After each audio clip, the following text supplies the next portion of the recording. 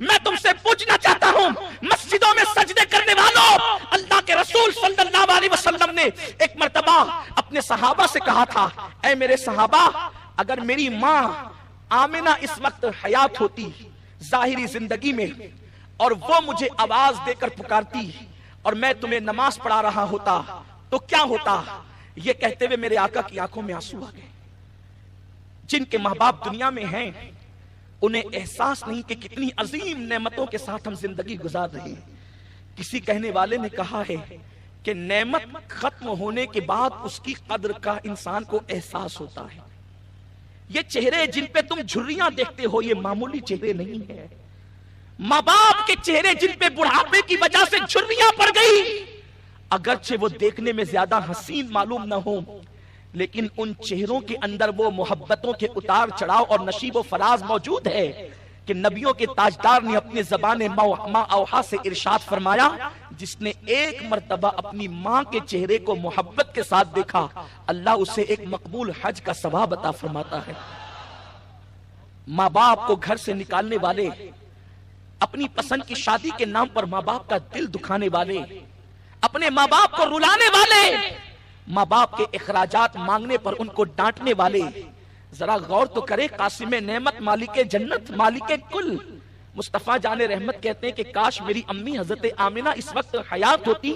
اور میں تمہیں عشاء کی نماز پڑھا رہا ہوتا اور میری ماں مجھے بلاتی، اے محمد ادھر آؤ، تو میں کیا کرتا؟ صحابہ نے عرض کی، آقا ہمارے ماں باپ آپ پہ قربان، آپ کیا کرتے؟ سرکار فرماتے میں نماز کو چھوڑ دیتا اور لبیک کہتے ہوئے اپنی ماں کی بارگاہ میں پہنچ جاتا۔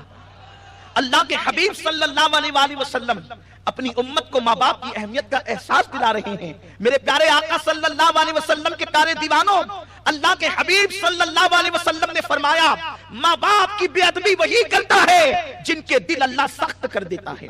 جن کے دلوں میں سختی ہے انہی کے دلوں کے اندر ماں باپ کا ادب نہیں، ورنہ انسان ماں باپ کا ادب کرتا ہے۔ امام اہل سنت رضی اللہ تعالی عنہ والدین کے حقوق بیان کرتے ہوئے ارشاد فرماتے ہیں کہ ماں باپ سے ڈائریکٹ گفتگو کرنے کی اجازت نہیں، بلکہ ماں باپ سے گفتگو کے آداب یہ ہیں، اسلامی آداب یہ ہیں کہ جب ماں باپ سے گفتگو کرنا ہو تو پہلے ان سے اجازت طلب کرو، اگر وہ اجازت دیں تو ان سے اس طرح گفتگو کرو جیسے ایک غلام اپنے آقا سے گفتگو کرتا ہے۔ آپ اندازہ کریں، کیا اپنا انداز بھی یہ ہے؟ میرے پیارے آقا صلی اللہ علیہ وسلم کے پیارے دیوانوں، بڑی معذرت کے ساتھ ہم اپنے پیسے کہاں کہاں خرچ کرتے ہیں، مگر یاد رکھیں ماں باپ پہ خرچ کرنے پر اللہ جو ثواب عطا فرماتا ہے، نہ وہ مسجد کے بنانے پر عطا کرتا ہے، نہ مدرسے پہ چندہ دینے پہ وہ ثواب ملتا ہے، نہ اللہ اکبر کسی جگہ اور نیک کاموں میں آپ کہیں خرچ کریں، ماں باپ پہ خرچ کرنے پر جو ثواب ملتا ہے وہ ثواب کہیں نہیں ملتا۔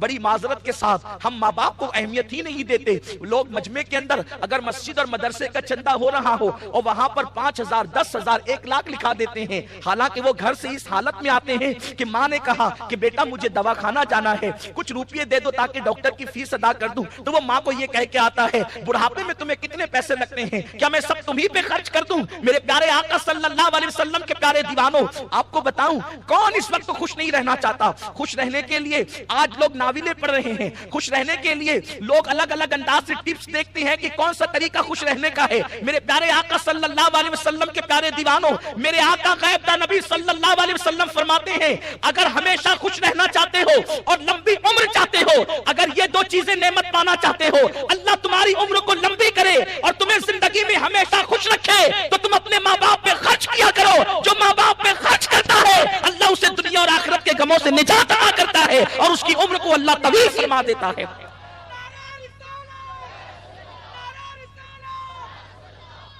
ماں باپ پہ خرچ کرنے کے حوالے سے بڑی معذرت کے ساتھ موبائل کے ریچارج پر ہم جتنا خرچ کرتے ہیں مہینے میں اتنا بھی اپنے ماں باپ پہ خرچ نہیں کرتے۔ دوستوں پر جتنا خرچ کرتے ہیں، اللہ کے حبیب صلی اللہ علیہ وسلم نے فرمایا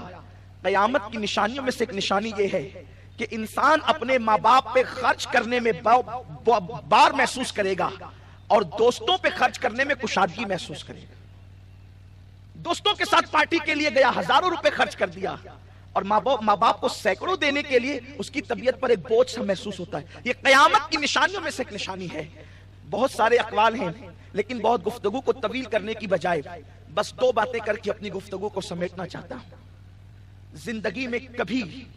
اپنے والدین کی بد دعا نہیں لینا، دعا لینا. انہیں کبھی نہیں رلانا، کیونکہ رلانے والا جس نے ماں باپ کو رلایا، دکھی کیا، وہ ہمیشہ کے لیے اللہ کی رحمت سے محروم کر دیا جاتا ہے، اس کے لیے محرومی لکھ دی جاتی ہے. کبھی ماں باپ کو نہ رلانا.